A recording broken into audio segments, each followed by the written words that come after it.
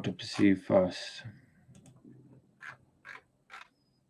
Indefinite integrals, because I find integration to be hard.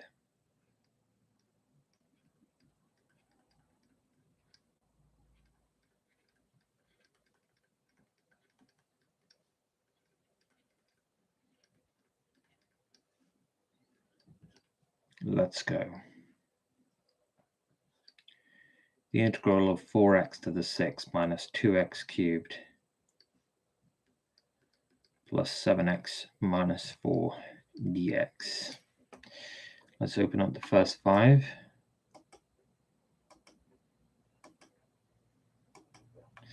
All right. Equals 4/7 of x to the 7 minus a half of x to the 4 plus 7/2 x squared minus 4x plus c, the constant of integration. The integral of z to the 7 minus 48z to the 11 minus 5z to the 16 dz equals 1/8 of z to the 8 minus 4z to the 12 minus 5/17 z to the 17 plus c.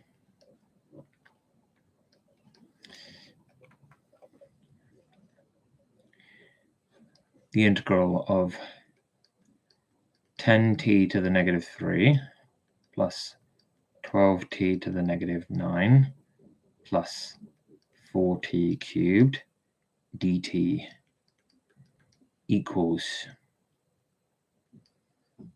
minus 5t to the minus 2 minus 2/3 minus 3/2 t to the minus 8 plus t to the 4 plus c.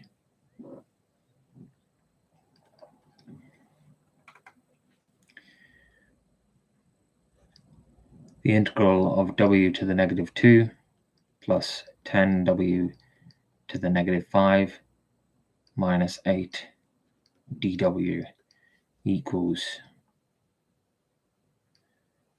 minus w to the minus 1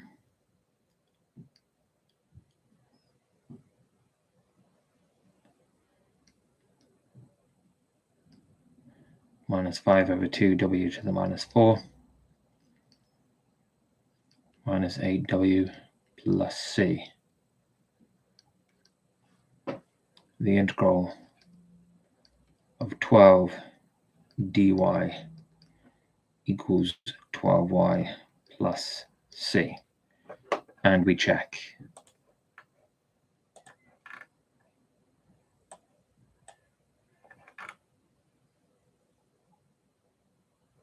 That's correct.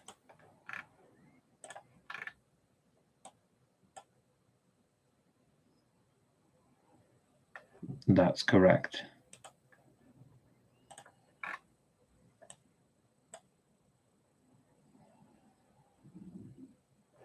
That's correct.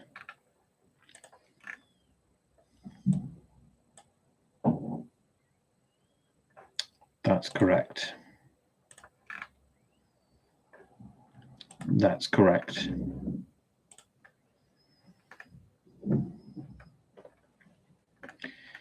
Next.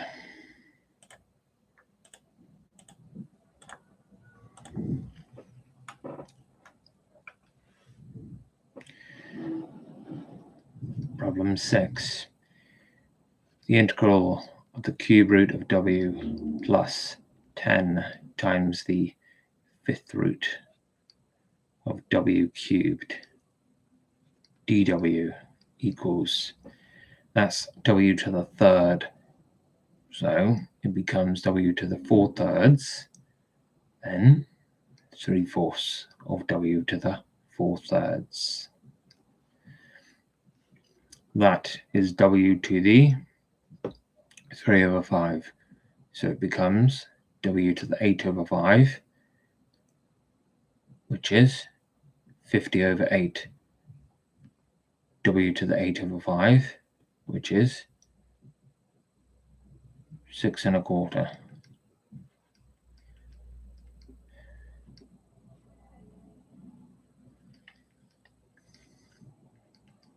Plus C.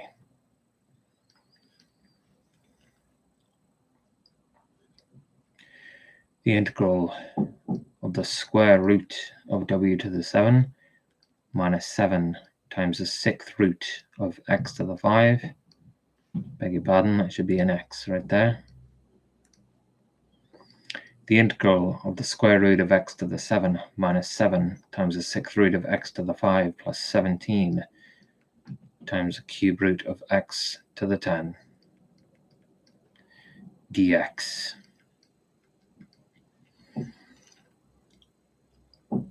That's x to the 7 over 2, so it becomes x to the 9 over 2, 2/9 of x to the 9 over 2. Okay, that's x to the 5 over 6, so it becomes x to the 11 over 6.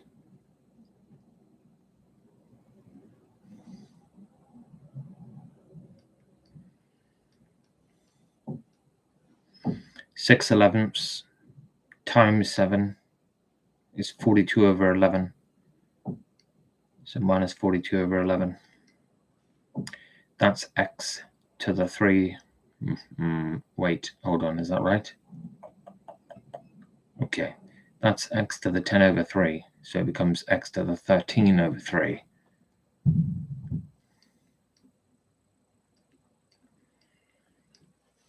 Divide through. So 3 over 13 times 17 is 51 over 13. So plus 51 over 13. Then C. Okay. The integral of 4 over x squared plus 2 minus 1 over 8x cubed dx.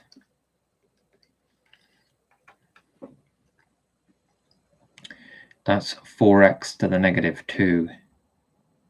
So it becomes x to the negative 1.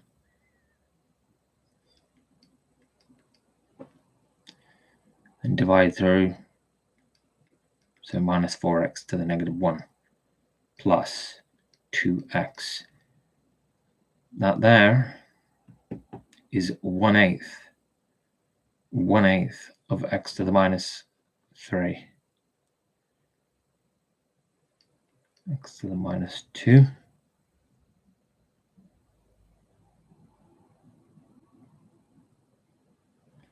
So it becomes plus a 16th, I believe.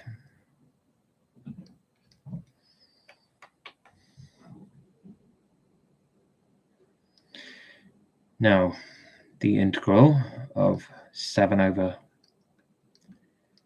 3y to the 6 plus 1 over y to the 10 minus 2 over the cube root of y to the 4 dy.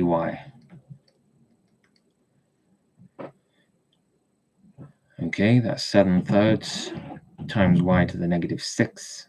So it becomes y to the negative 5.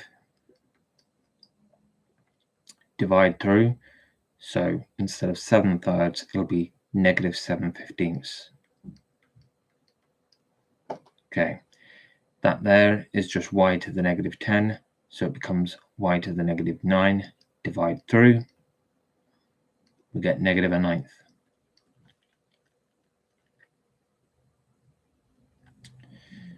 Okay, this here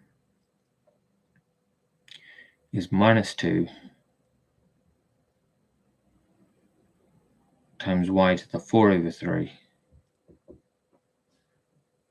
So first, it'll be y to the not 4 over 3, but 7 over 3.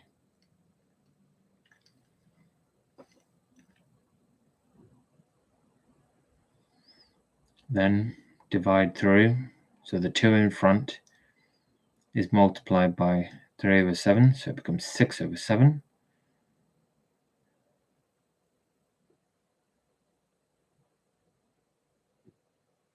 Ooh, wait. Uh-oh.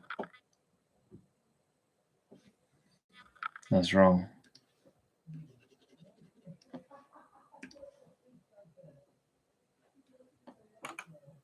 Right, okay. Got to detect these mistakes. Are there any mistakes?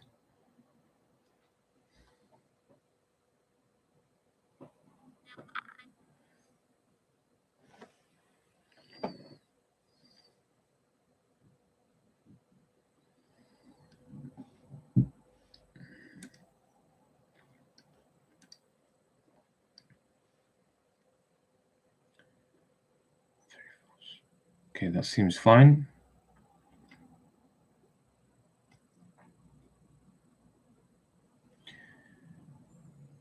8 over 5 up there. 5 over 8. 5, 50 over 8. 6 and 2. Okay, that seems fine.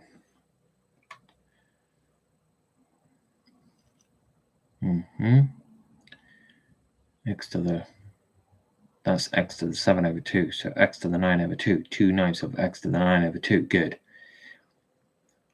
That's x to the 5 over 6, so x to the 11 over 6. 6 over 11 comes that, so 42 over 11. And that's correct. Okay. X to the 10 over 3 becomes x to the 13 over 3.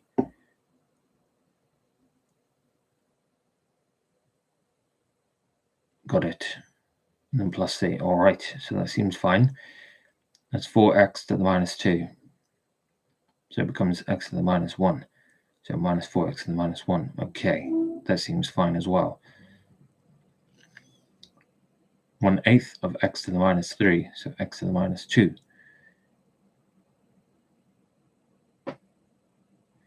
An eighth divided by 2 is a 16th, and then the minus flips. Okay, that seems fine.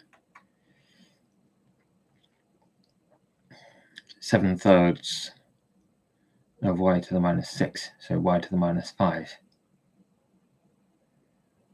7 over 3 divided by minus 5 is minus 7 over 15. Okay, that's good.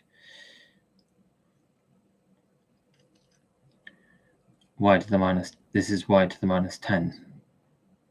So it becomes y to the minus 9. And negative a ninth of y to the minus 9. All right.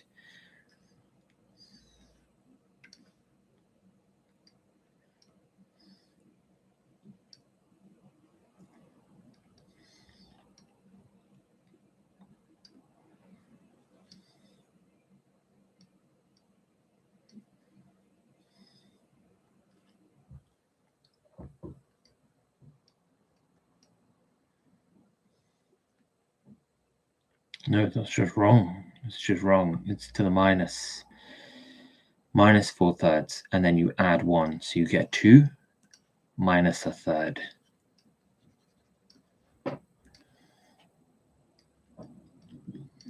Then you must divide by that.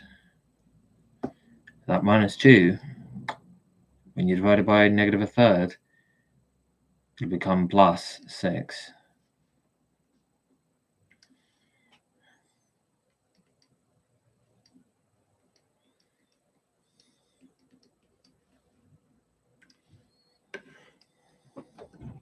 Just there like that.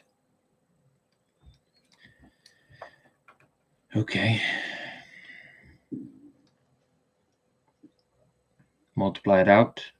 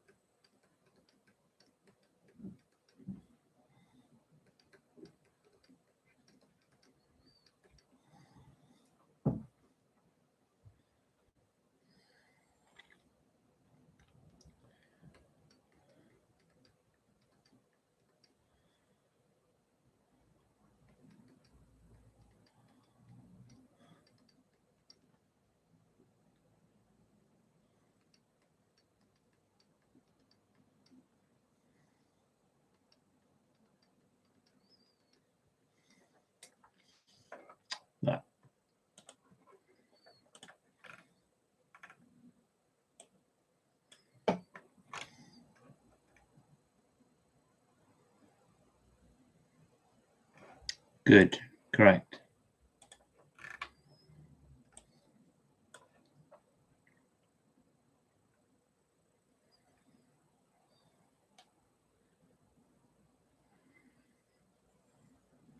Correct.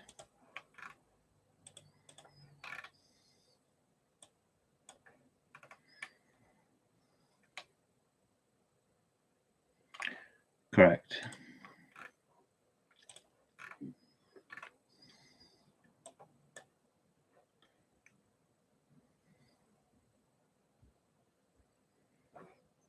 Correct.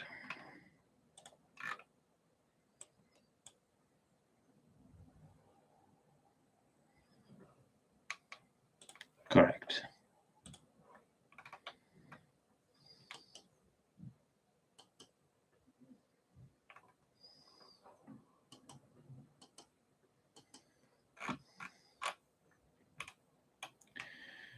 Right. Problem 11. Integrate root z all times z squared take 1 over 4z dz. So we're going to multiply it out. So that's z to the half times z squared. So that will be z to the 2.5 or z to the 5 over 2. Z to the half, and that there is minus a quarter of z to the minus 1. Multiply that by z to the half, and we get z to the minus half.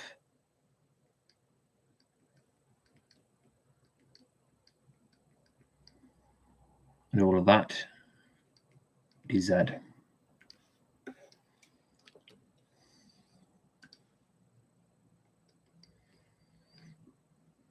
Z to the 7 over 2, so 2/7. That'll be z to the half, divide through.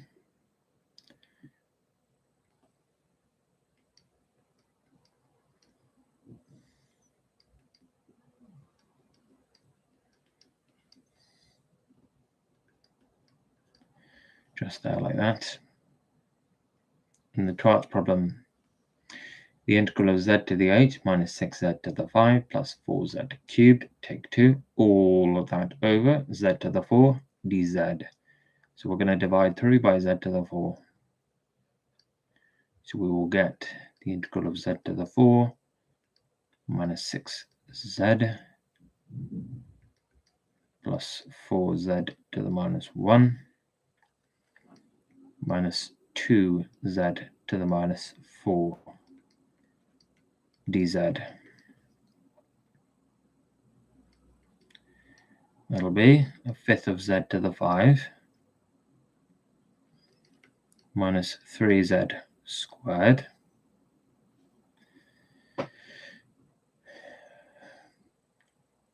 Now, that turns that into 0, but you can't divide by 0. So it's actually 4 ln z. Turns that into a minus 3. So plus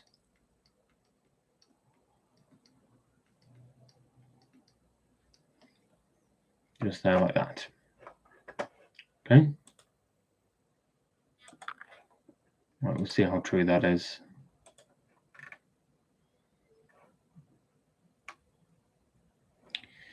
Very good.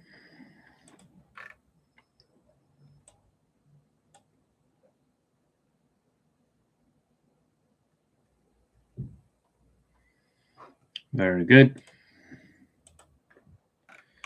Problem 13. Compute the integral of x to the 4 minus the cube root of x, all of that over 6 root x dx.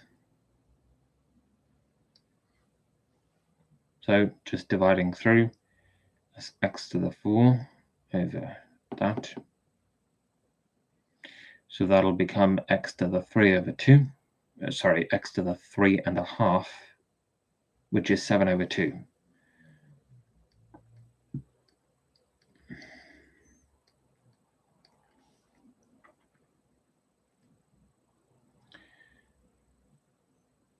We have a third up there, and we need to subtract a half. So that takes us to minus a sixth.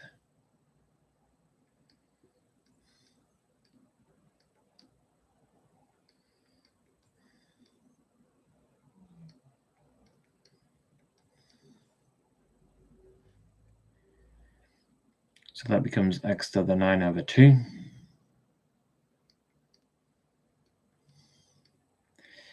And then we divide through, so 2/9 times 1 over 6.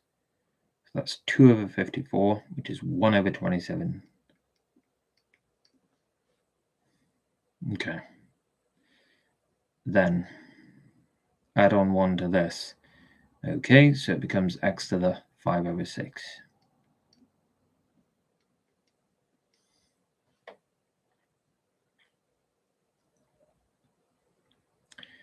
Divide through, so multiply by 6 over 5.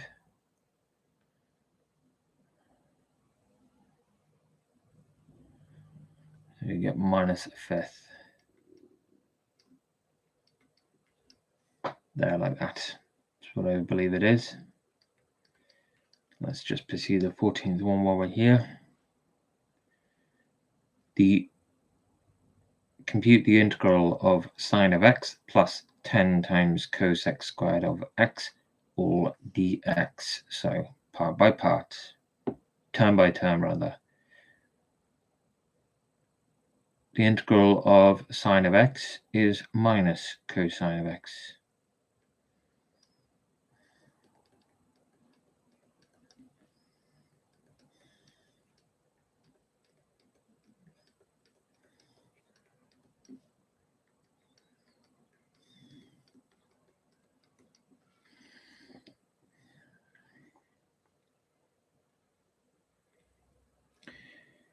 d by dx of tan x is sec squared x. d by dx of cot x is minus cos x squared x. And therefore, the integral of plus 10 cos x squared x is minus cot. Minus 10 cot x plus c. Just there like that.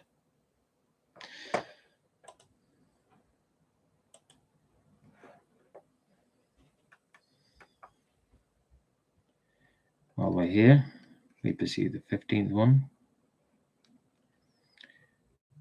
The integral of 2 cosine of w minus sec w tan w dw.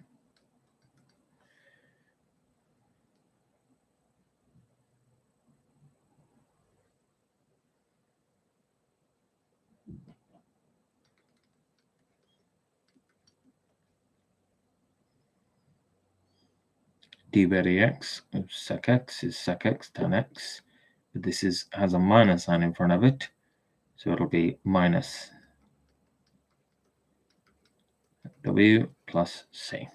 And now we must check.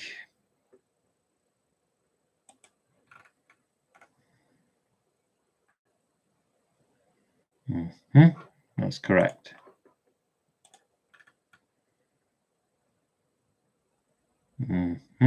That's correct.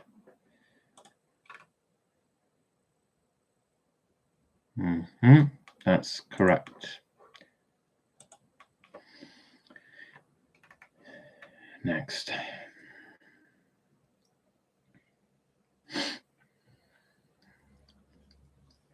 Compute the integral of 12 plus cosec of theta, but cosec of theta is multiplied by sine of theta plus cosec of theta. All of that d theta.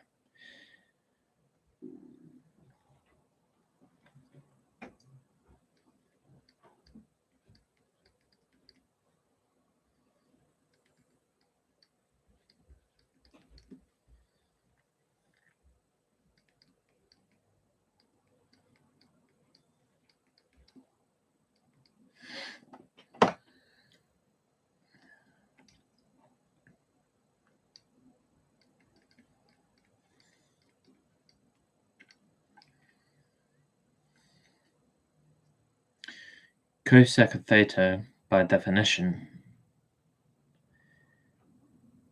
is 1 over sine theta. So this becomes 1.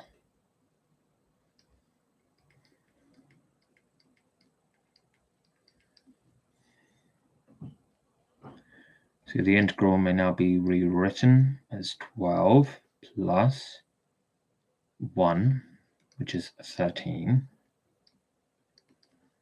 plus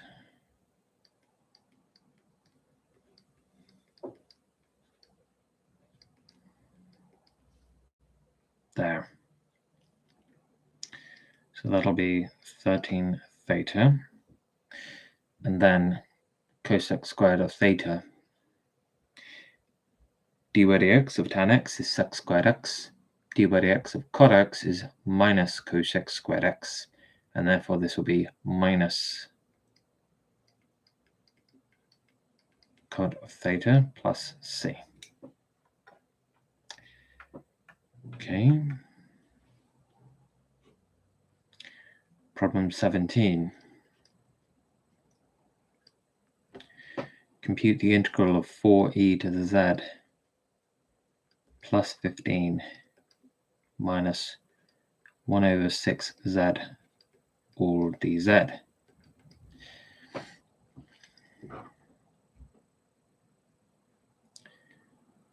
So I believe that just stays exactly the same.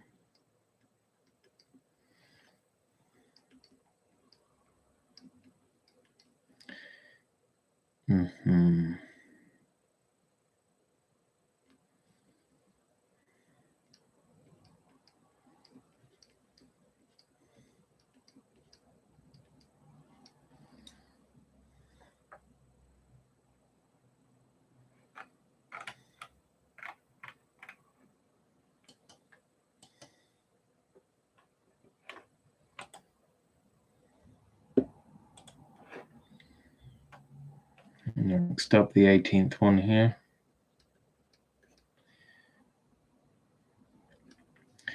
Compute the integral of t cubed minus e to the minus t minus 4 all over e to the minus t dt. The integral of t cubed minus e to the minus t minus 4 all over e to the minus t dt.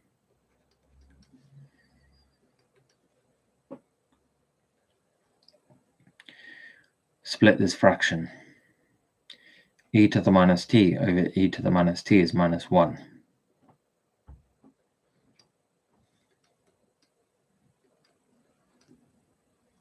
With the minus sign in front. Minus 4 over e to the minus t is minus 4 times e to the t.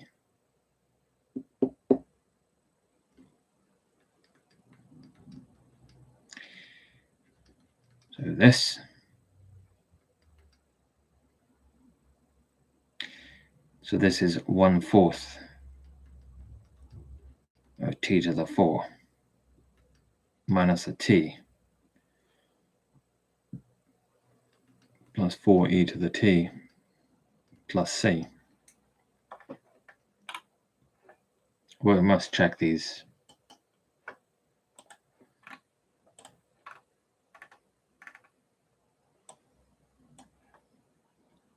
Correct.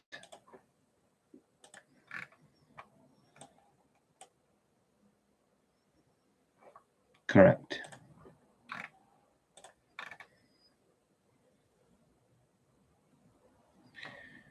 Correct. 19. Compute the integral of 6 over w cubed minus 2 over w dw. The integral of 6 over w cubed minus 2 over w dw. This is 6w to the minus 3. So w to the minus 2 divide through minus 3. This is w to the minus 1. Standard integral, natural logarithm of the absolute value of w. So minus 2 times ln of absolute W plus C.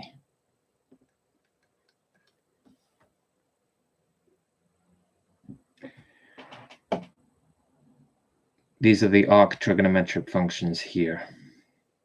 Compute the integral of 1 over 1 add x squared plus 12 over root 1 minus x squared all dx. 1 plus x squared plus 12 over root 1 minus x squared dx. This is the arctan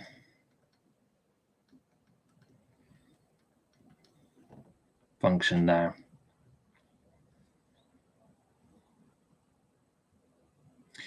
D by dx of arc sine x is 1 over root 1 minus x squared, and therefore this is plus 12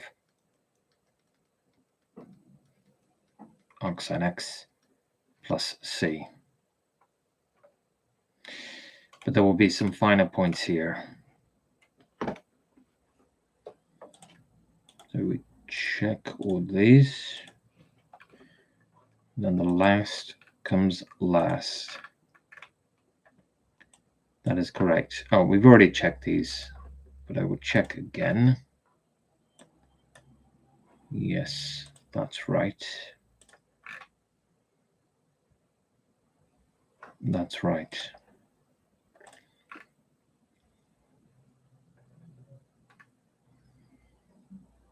That's right.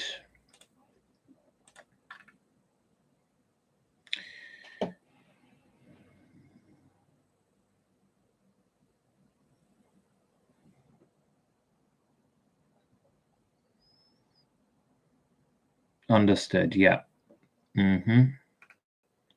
That's right.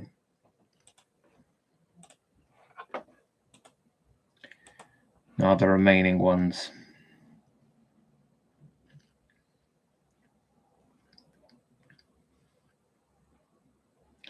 Compute the integral of 6 times the cosine of z plus 4 all over root 1 minus z squared dz.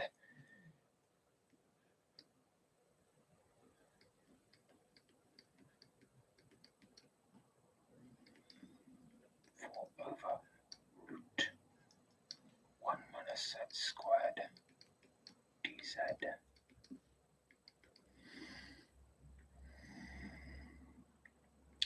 Six sine of z standard.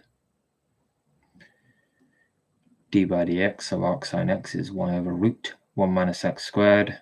So this is arc sine x again. 4 arc sine of z plus c. But we note the alternative.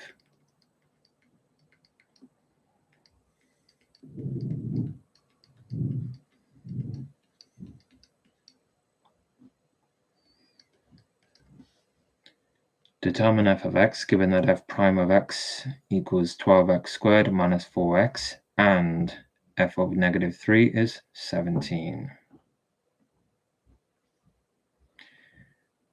So we compute the integral 12x squared minus 4x dx. And we get 4x cubed minus 2x squared plus c.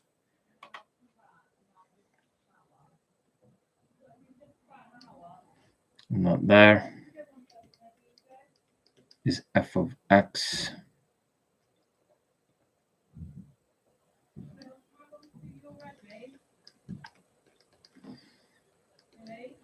Four times negative 3 cubed minus 2 times negative 3 squared plus c. And we know that to be 17. So we compute the cube of negative 3 is negative 27, times that by 4, and we get negative 108. Square negative 3, we get 9. Multiply that by negative 2, we get negative 18. plus c, we get 17. So minus 126 plus c is 17. So c is 126 plus 17, which is 143.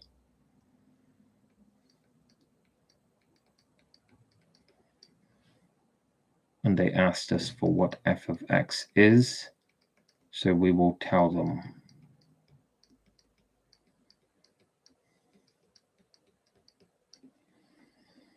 So I believe.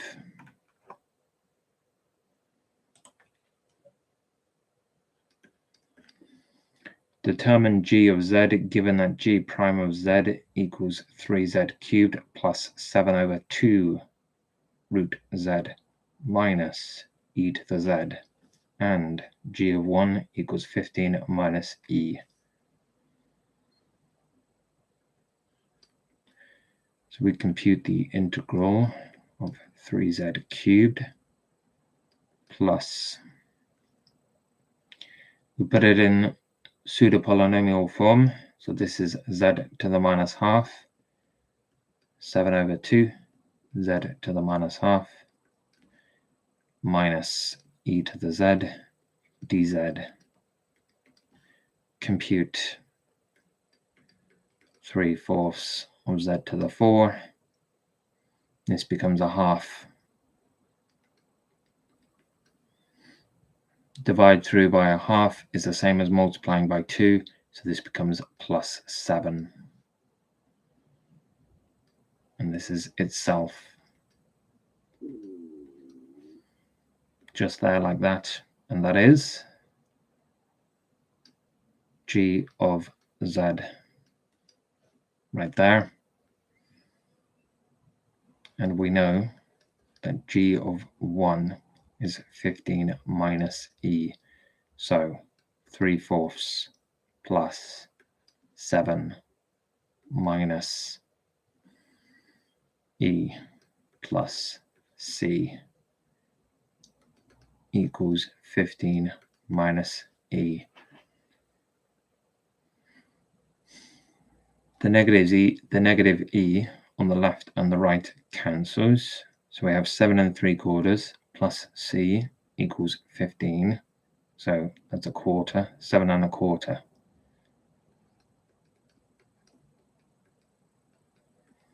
Or 29 over 4. So they're asked for g of z. So we will tell them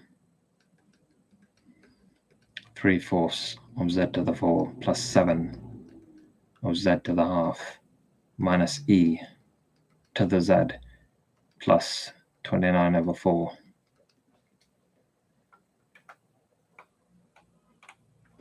We'll check these just before we do the last one. 21, 22, 23.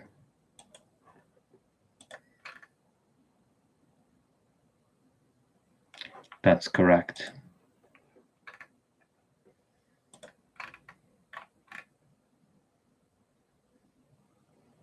That's correct.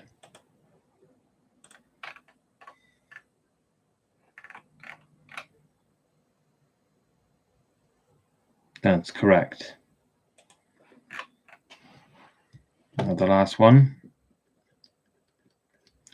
Determine h of t, given that h double prime of t equals 24t squared minus 48t plus 2, and h of 1 is negative 9, and h of negative 2 is negative 4.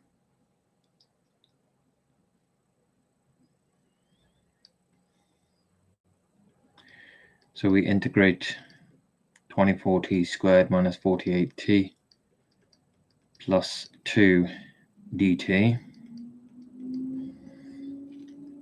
and we get 8t cubed minus 24t squared plus 2t plus c. And then we integrate it again.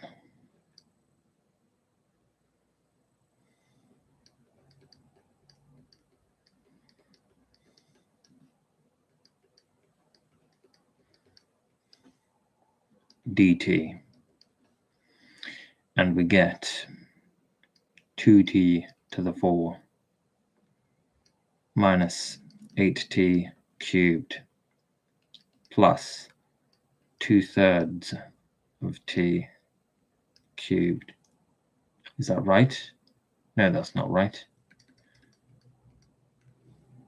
That would just be t squared plus ct plus d. And this is an expression for h of t. And now we use the information about the initial conditions to determine what h of t is. In other words, to calculate what c and d are.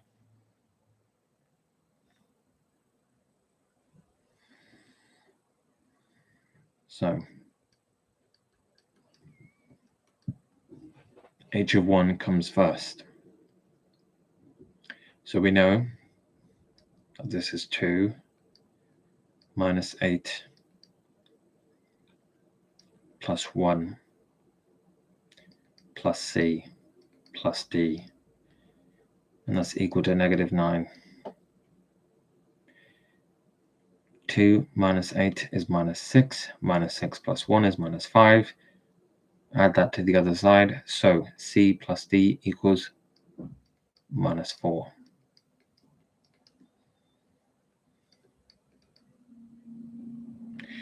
Next,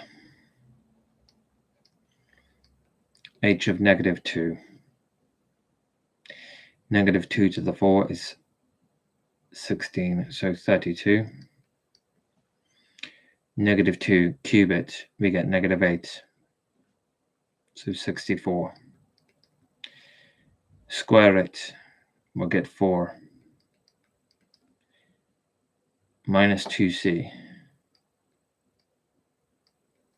plus d, and we get -4. So 32, 64, and 4 make 100. Subtract, we get -104.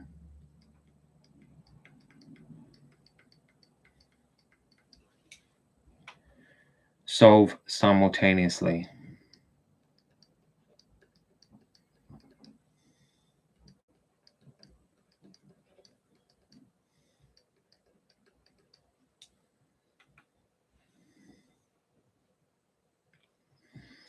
I will solve by substitution.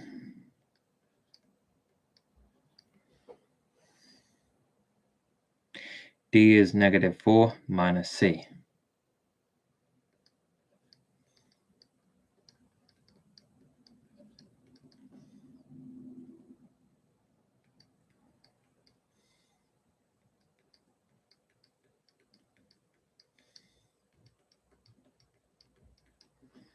So -3c minus 4 equals -104.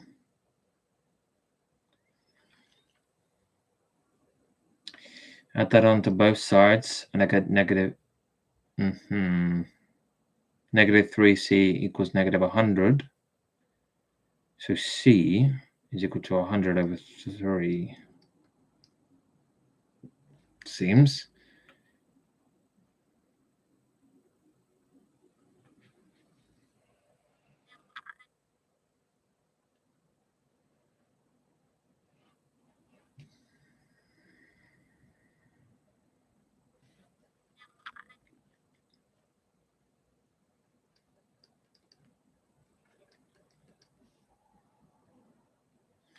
So d will be -4 minus 100 over 3.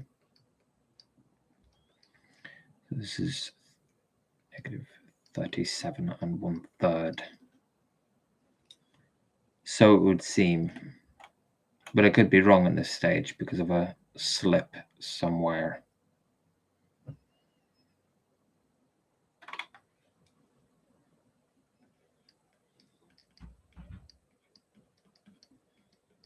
So h of t is 2t to the 4 minus 8t cubed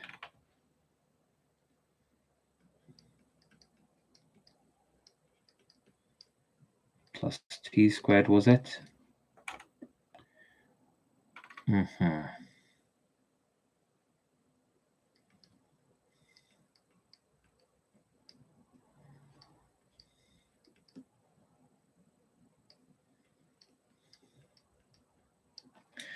But we'll see.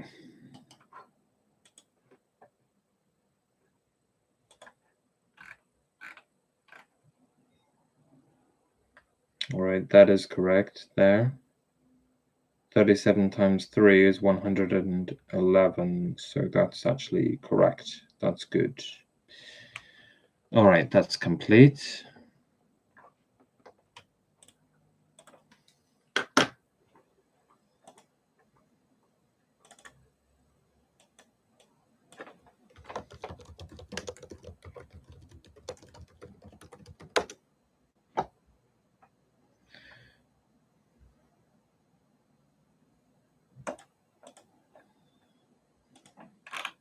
Next.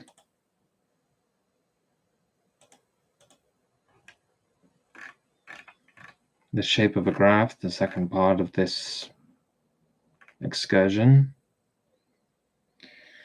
But before I do that, I have to stretch.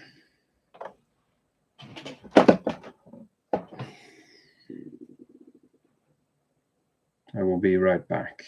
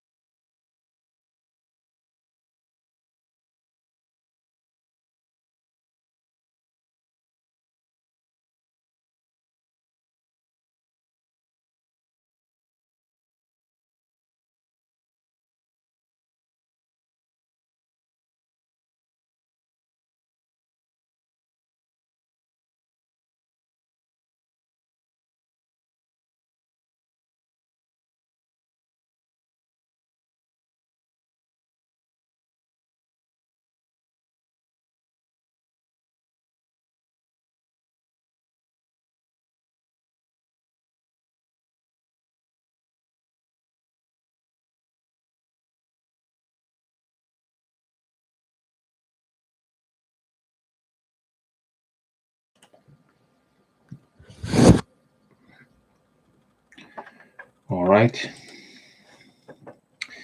Now the shape of a graph. Part 2.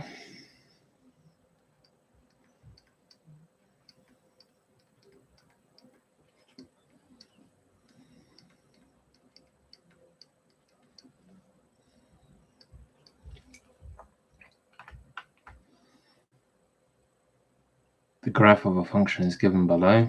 Determine the intervals in which the function is concave up and concave down.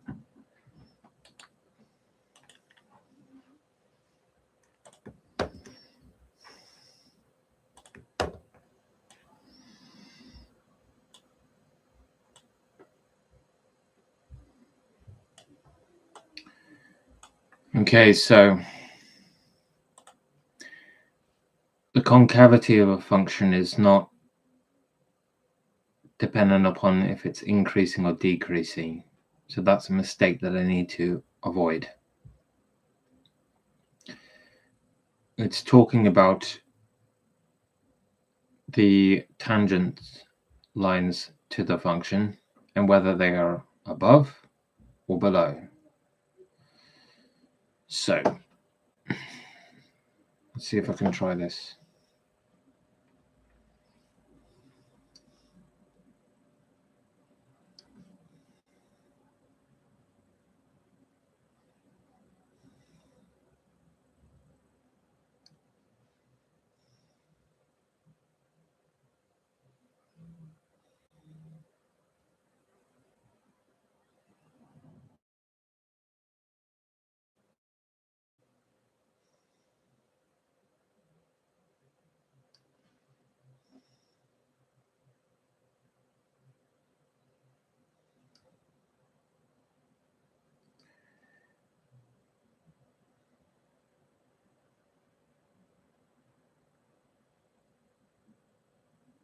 I guess you split it up, something like that.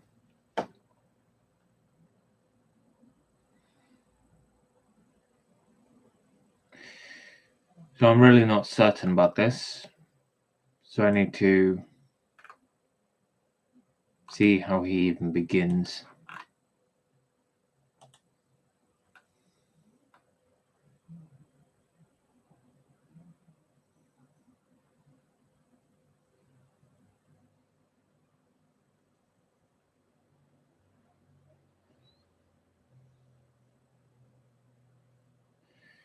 Okay, so he didn't think that that was like essentially linear.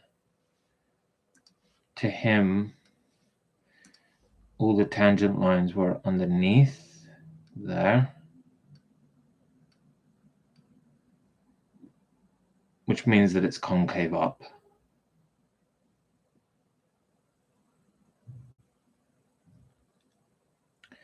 And as for where that happens again, he says 6 and so on.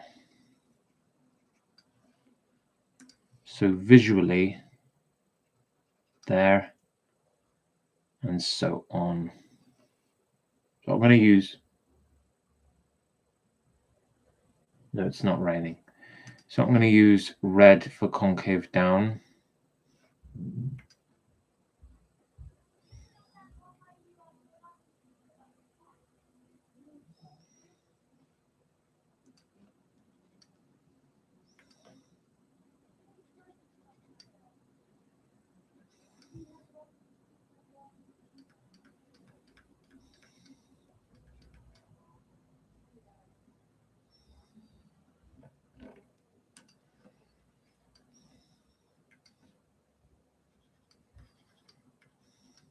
Tangent lines are above the function. There, concave down.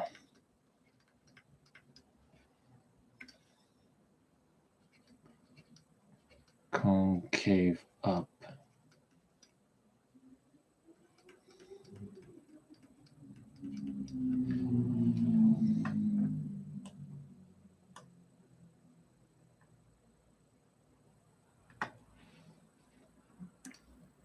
It makes no distinction there. Concave down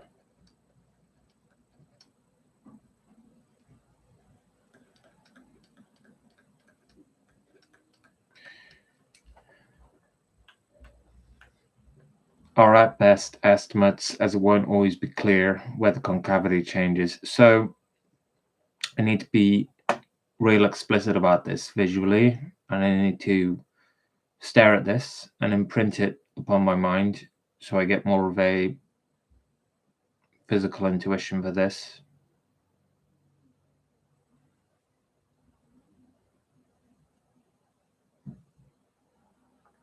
As opposed to just a mechanical and formal understanding.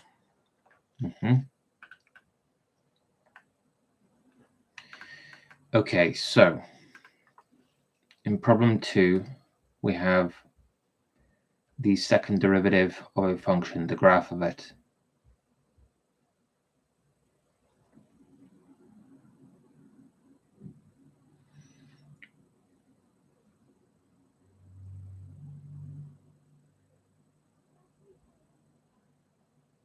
Now, a function is increasing when the first derivative is positive, and decreasing when it's negative. A function is concave up when the second derivative is positive, and concave down when it's negative, or so I believe.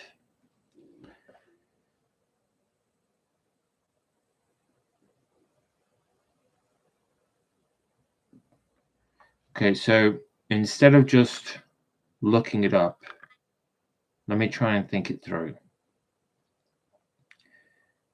For example, y equals x squared. First derivative is 2x.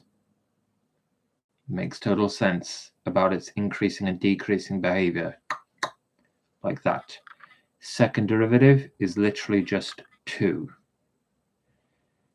And y equals x squared is concave up all throughout. And therefore, it at least partially makes sense to me right now.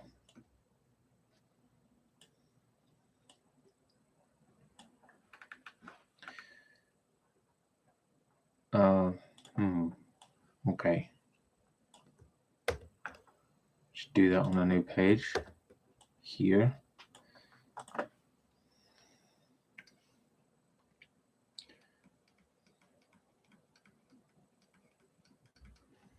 So I'll say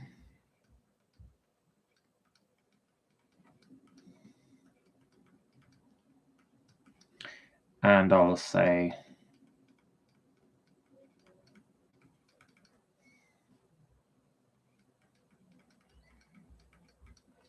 another thing to keep in mind. Whoops. Oh, that's wrong.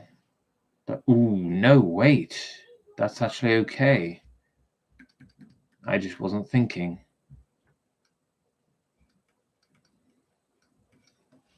All right, there. Okay, another thing to keep in mind is, are the intervals open or closed? Because this caught me out when it came to the increasing and decreasing behavior of the function.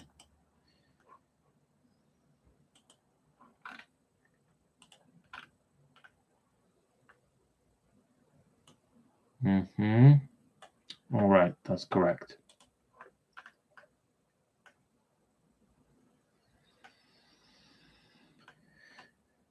Okay.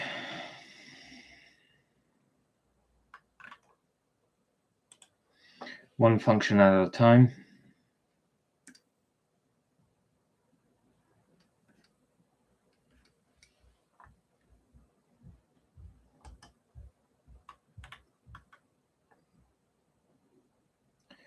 So an inflection point is where f double prime of x is equal to 0, right?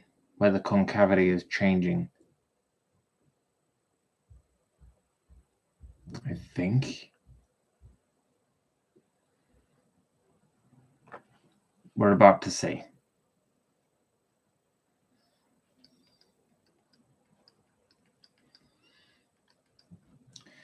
Minus 3x squared becomes minus 6x.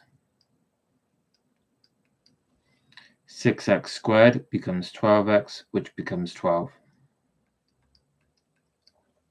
Constant disappears.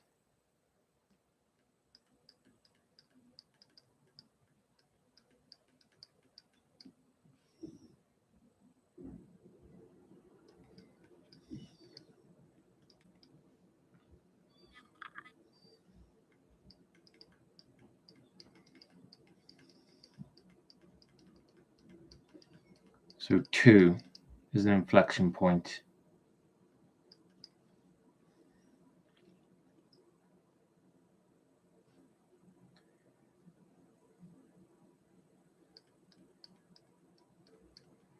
Concave up to the left.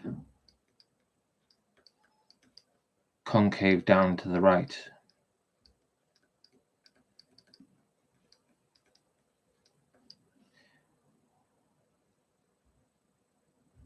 Wait, oh no.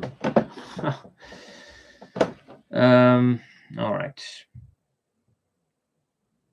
So we're going to need to see some reminding. Or do I, instead of going to the answer, go to the examples and see?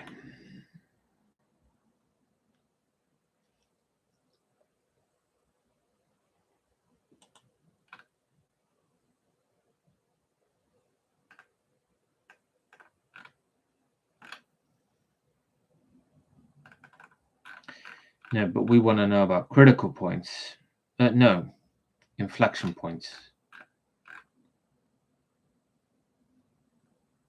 Now, is this the right page? Okay.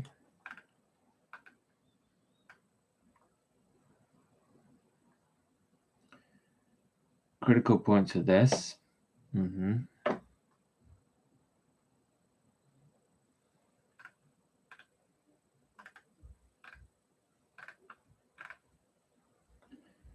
Okay, so I don't have a clue.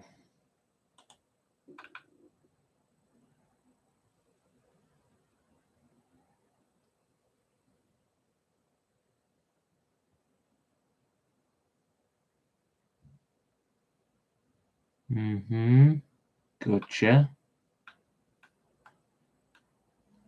Yes, I agree.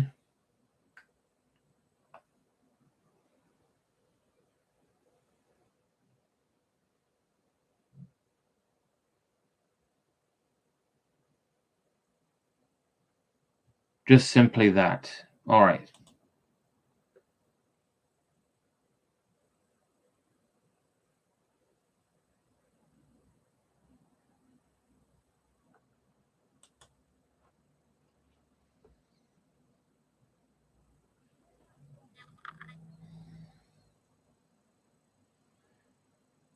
Where the concavity changes.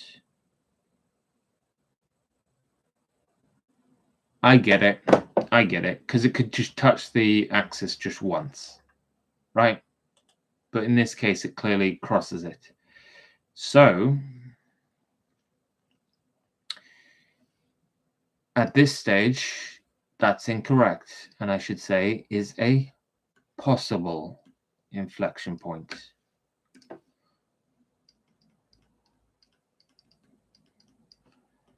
And at C,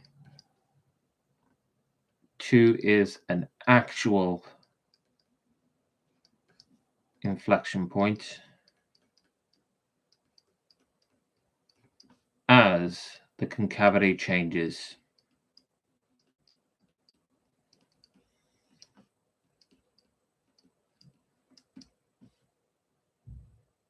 Right? Candidates, those that succeed.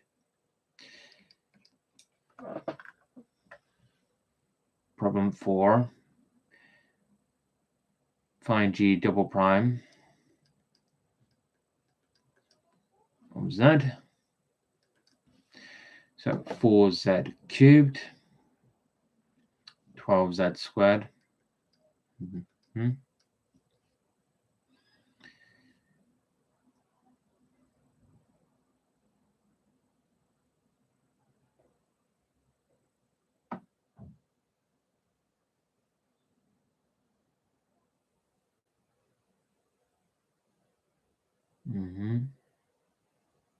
Minus 36z squared minus 72z.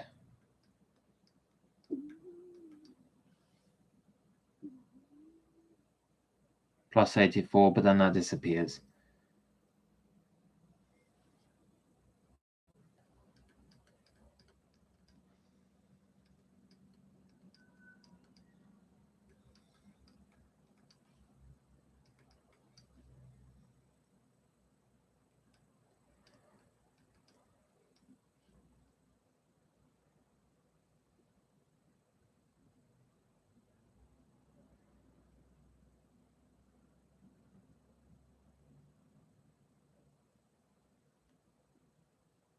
Z minus 6.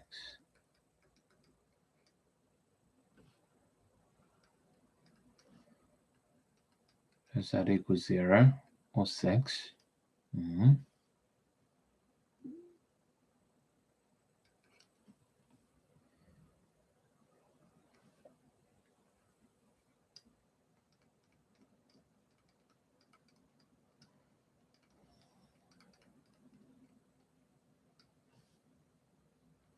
B. Concave up or concave down?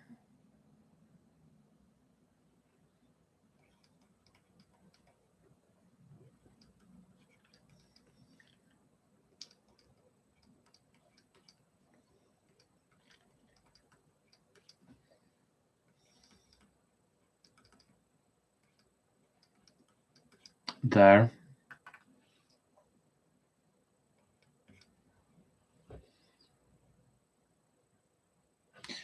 So I think 0 and 6 are actual inflections. As concavity changes. That's why. But we'll soon see.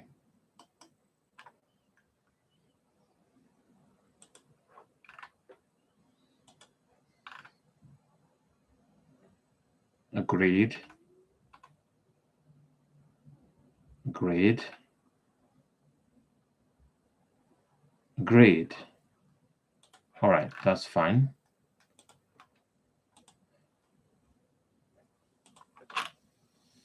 What are these?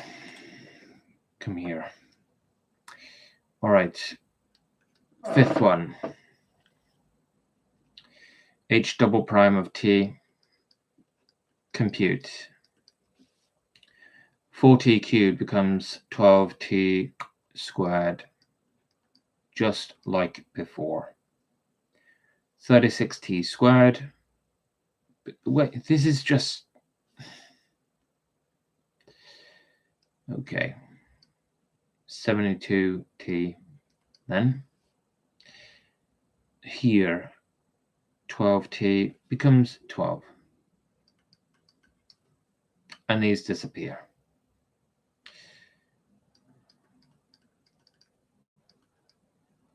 Divide 3 by 12.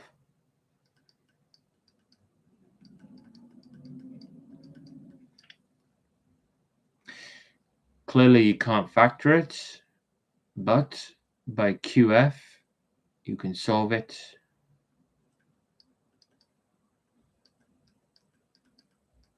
Delta is b squared minus 4ac, so 36 minus 4, which is 32. Square root that, you get 4 root 2.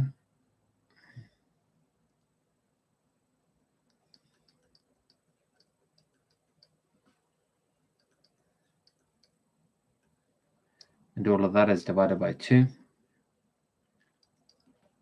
So what is that? That's minus 3 plus or minus 2 root 2. 2 root 2 is approximately 2.8. So these are both negative. Not that it matters, but just to say so.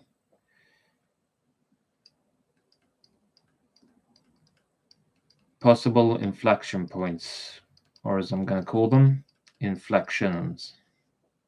Don't know if it's any different.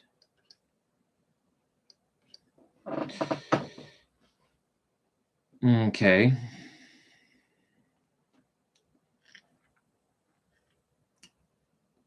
Let's see.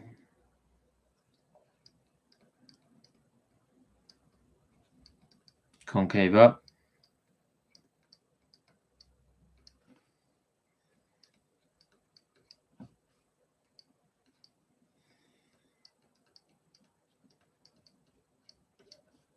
And down.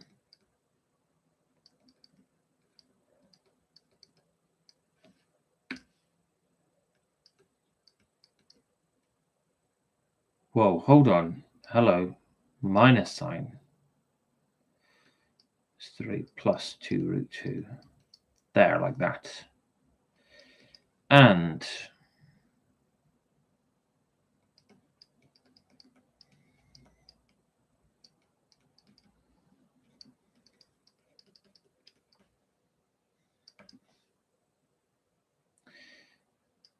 as concavity changes,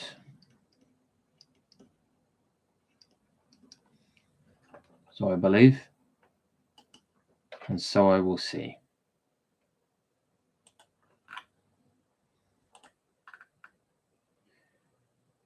Good. Good. And good.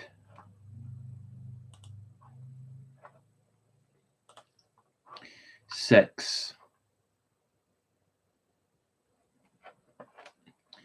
Okay, so we have an interval. Trig equations. First, h double prime of w disappears. 4w just becomes plain old 4. Okay. Sine, cosine, minus sine, minus cosine. It's like a diamond. And what happens? Goes to sine. Goes back to cosine. So, but careful now. That would actually be 9 cosine of 3w.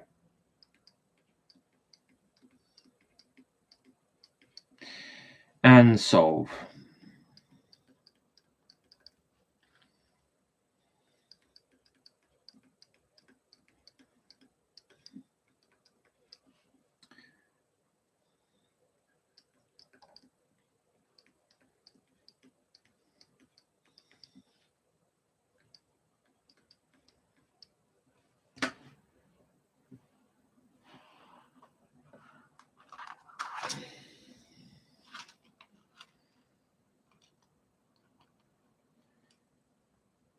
Cosine of negative 4 over 9.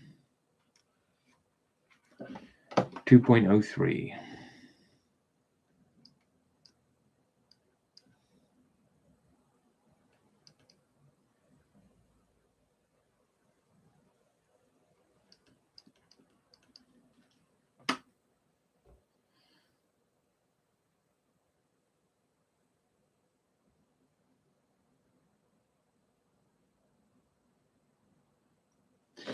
And then do 2 pi minus that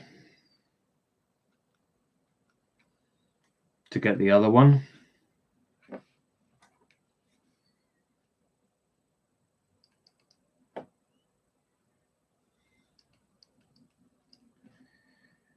Of course, these are all plus n pi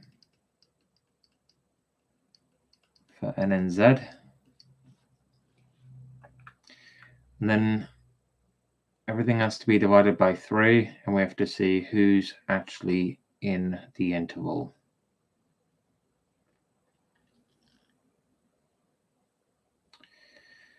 Okay.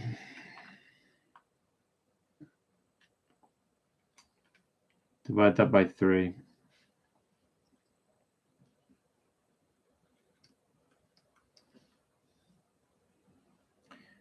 That's fine. 6771. And wait. Excuse me. That's not right.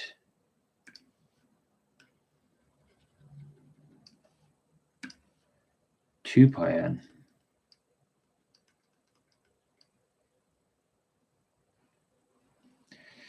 Now, to 0.6771,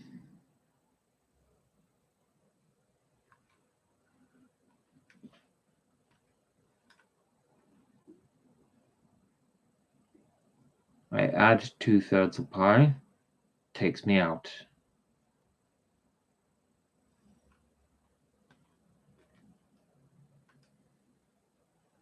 I take 2/3 of pi, takes me out.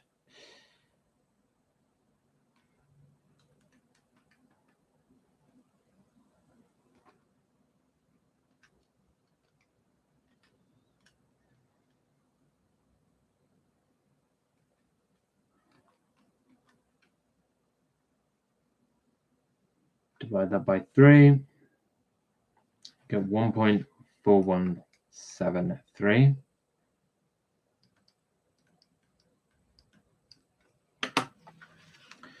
You add 2/3 of pi, you'll be taken out. Take away 2/3 of pi,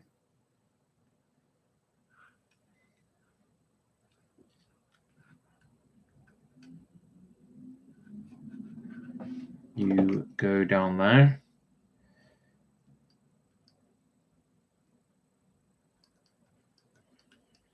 So I believe that these are the viable solutions or potential inflection points.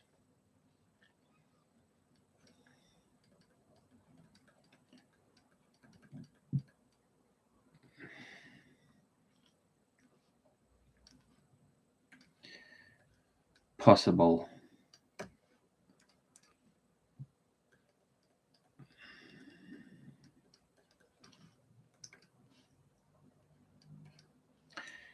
Next,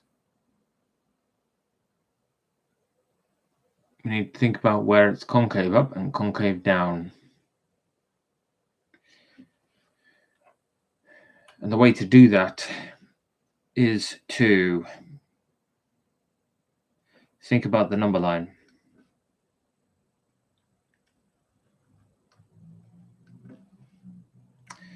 Okay, so we have -1 wait, is that right? Oh yes, that actually is right.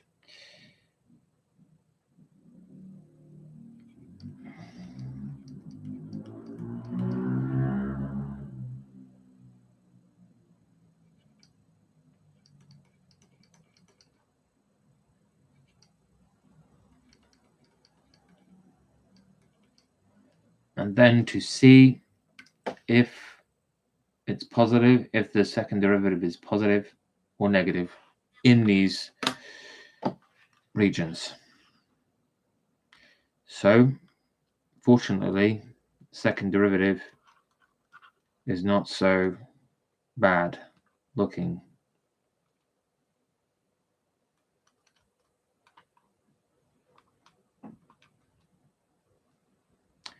So first I'm going to do negative 0.7.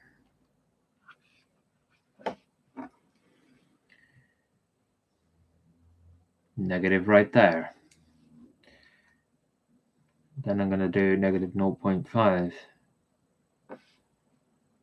Positive right there.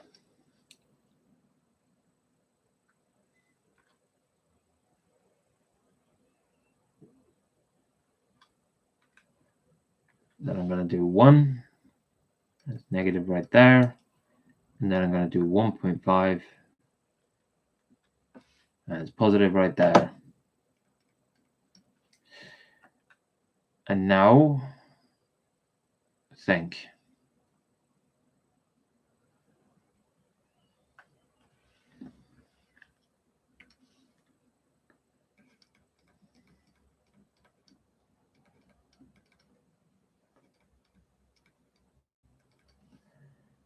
Concave up.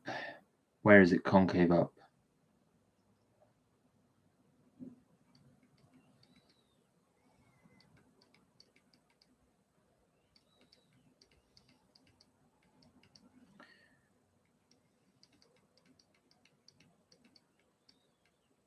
there.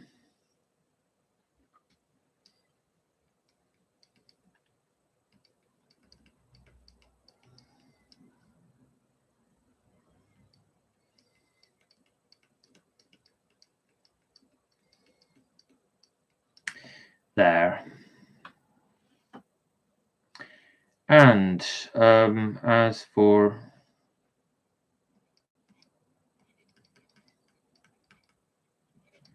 the inflection points, I think that they are all actual inflection points, or so I believe, but so I will see.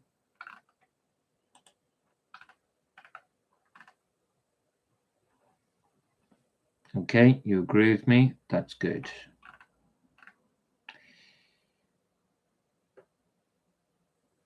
That's also good.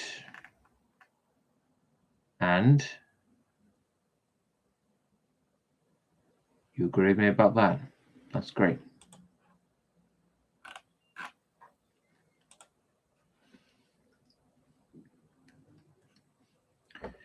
Seven is some kind of function here.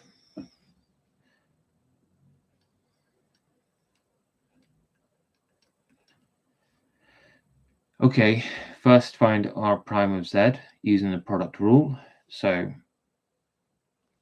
leaving the first function, leaving the second function alone, we get this. And then differentiate the second function, leaving the first one alone. So 2/3 becomes negative 1/3.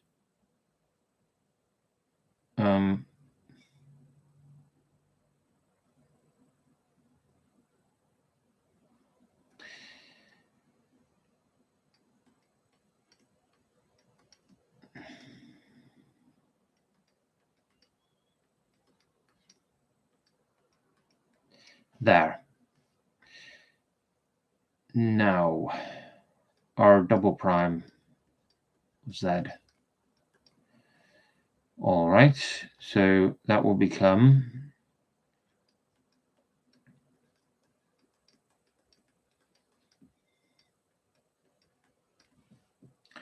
that. Then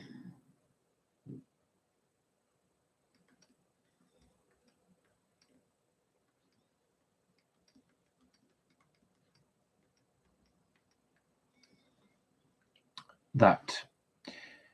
Then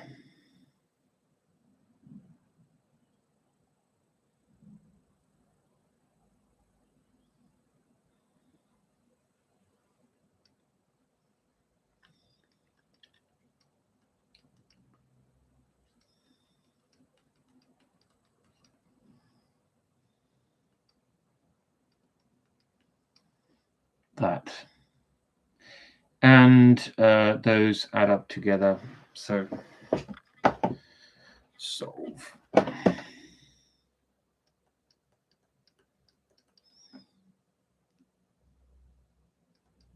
Where is it?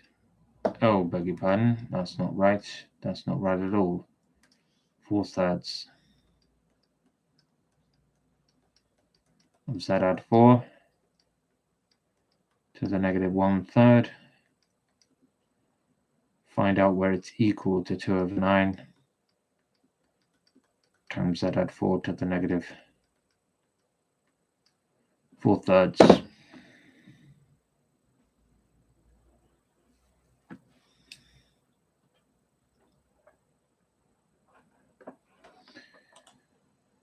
Okay, so what do I do?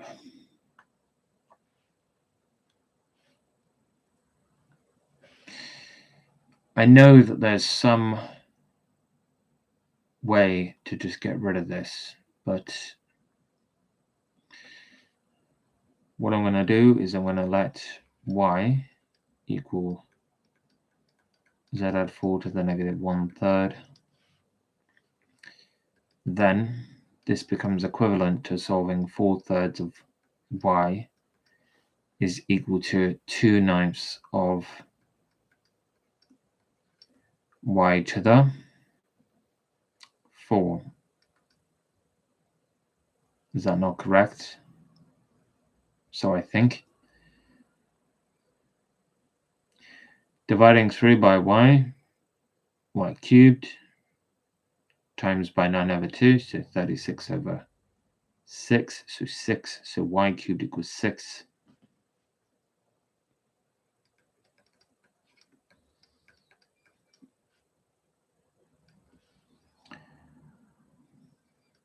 So hold on a minute, in the original phrasing, z add 4 to the negative a third, which is then raised to the third, so negative 1, that's equal to 6. So 1 over z add 4 is equal to 6. So z add 4 is equal to 1 over 6. So z is equal to 4. Z is equal to 1 over 6 minus 4.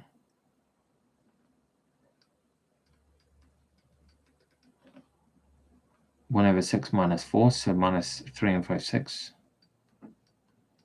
Or so it would seem.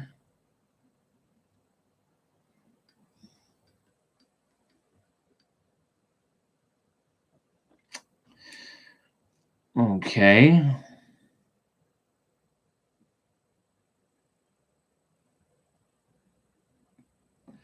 Just really weird.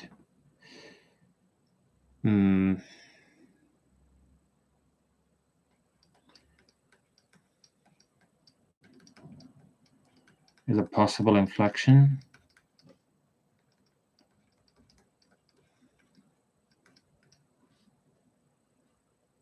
That's answering part A. And as for the concavity of the function, well, let's see if that's even close to being correct or if it's just total rubbish what I'm saying.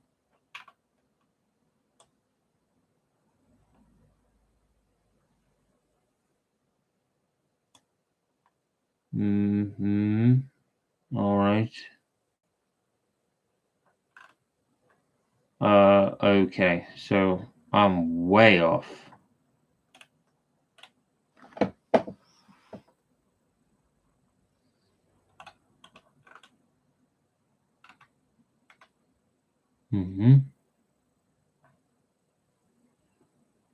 So we agree there.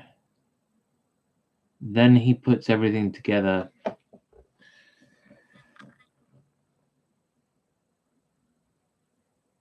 And then he uses the quotient rule.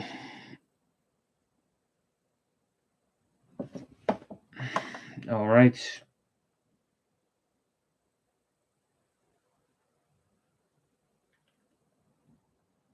And then he times everything out.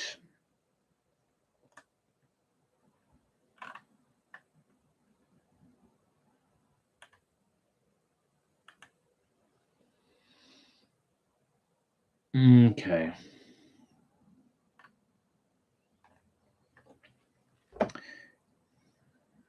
Either doesn't exist or is 0. If it doesn't exist when z is equal to negative 4, that makes total sense. And it's equal to 0 when z is equal to negative 4.8 because of the numerator. That makes total sense.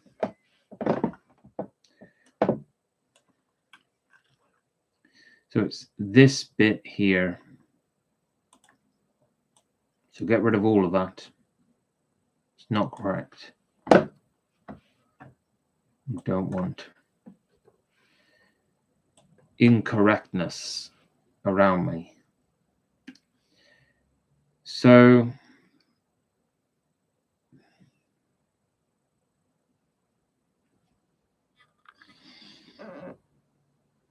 I'm still not at the stage where I look at this and I think, oh, of course, they can be combined into a single term, because I'm just not used to fractional powers enough.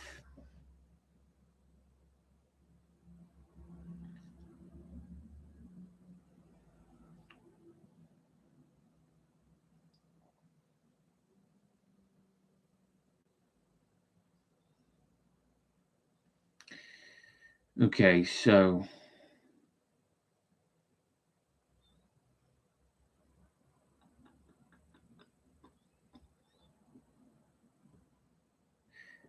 but how to get used to it?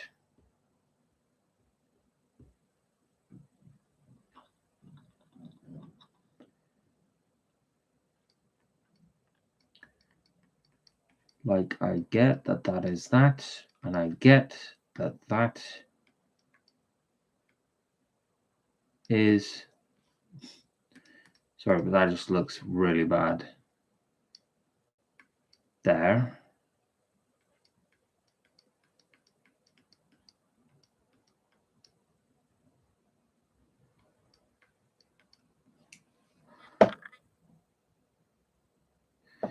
The 3 on the top and on the bottom, I can definitely do.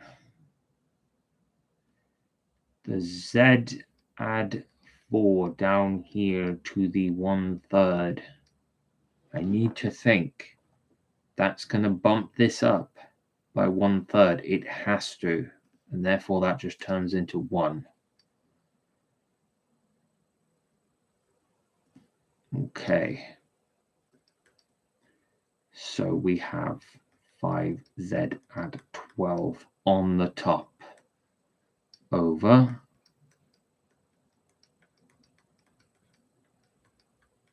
that. Okay, so I see it. He uses the quotient rule, f prime g minus fg prime all over g squared. And it doesn't look very pleasant at all, not even in the slightest. Squaring the denominator, no problem. Cleaning up this piece of algebra on the top, hairy and likely to go wrong.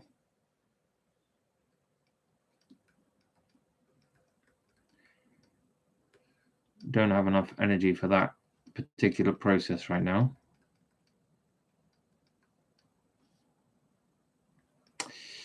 So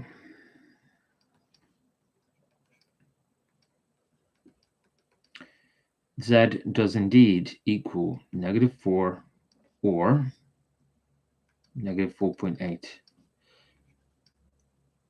Here, I need to remind myself is where RZ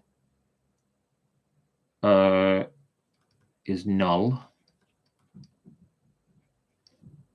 and R double prime of Z is 0. 0 and null. What is their true relationship? Is null like meta 0 or what?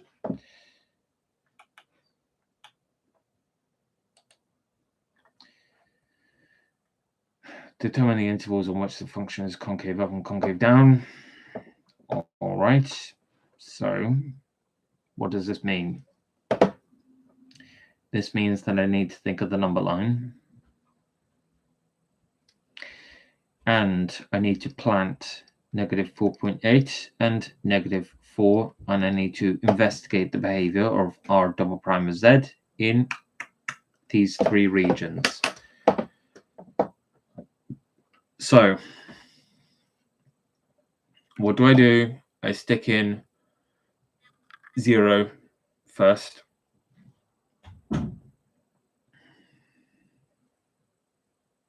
And that will give me positive. Then stick in -10.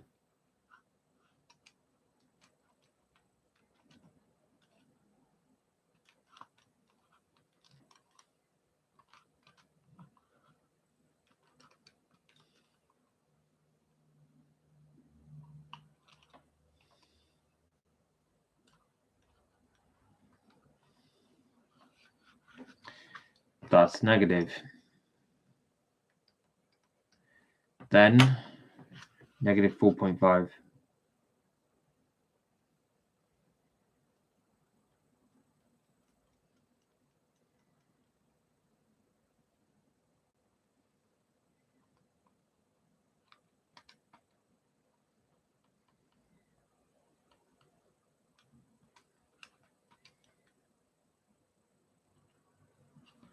That's positive. And therefore, I think that the function, the r double prime, is doing something like this. Touches and goes up. And so he built that in on purpose so that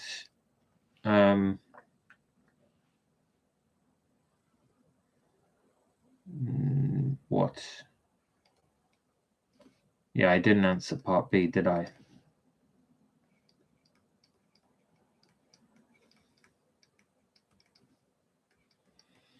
There.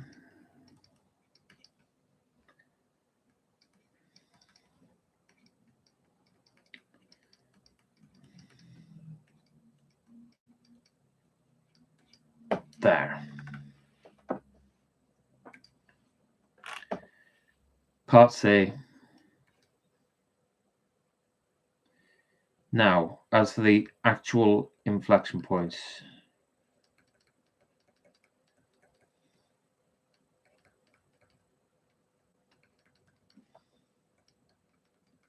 because that's where concavity changes. There, it just doesn't. So he agrees, and that's good. All right. What now? Right, so I'm going to do the 8th, and then I'm going to go walk, because this is too much at this point.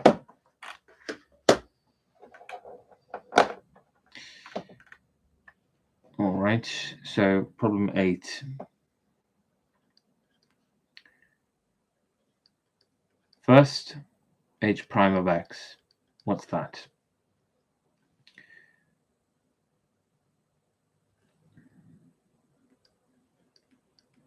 Minus 2x e to the 4 minus x squared. Okay. Next, h double prime of x. Use the product rule. Okay. Then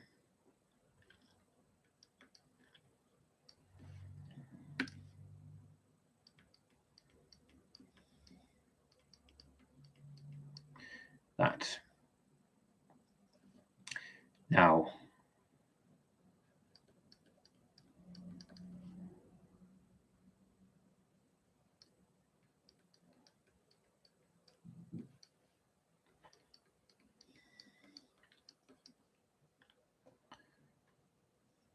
that.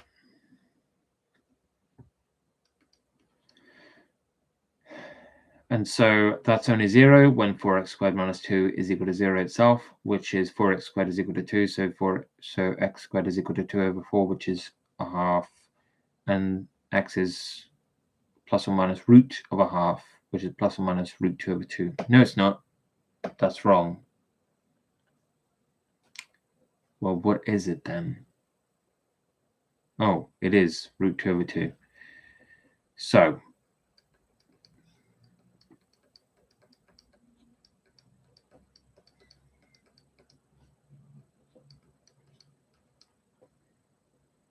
there.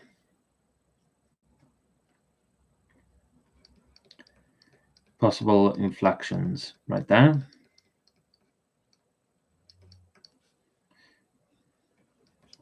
Part B. Concave up, concave down. I don't know. So we have to do the number line.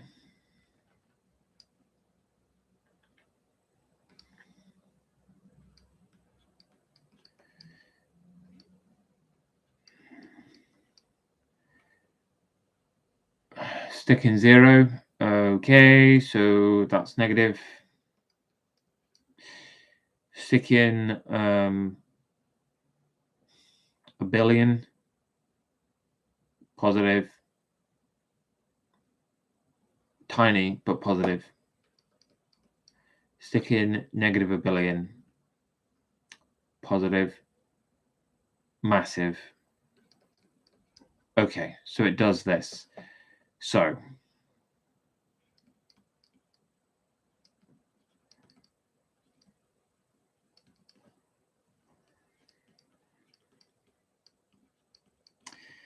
there, and there,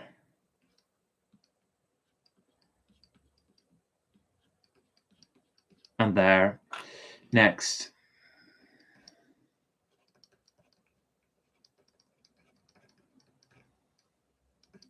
They're all actual inflections. Quick.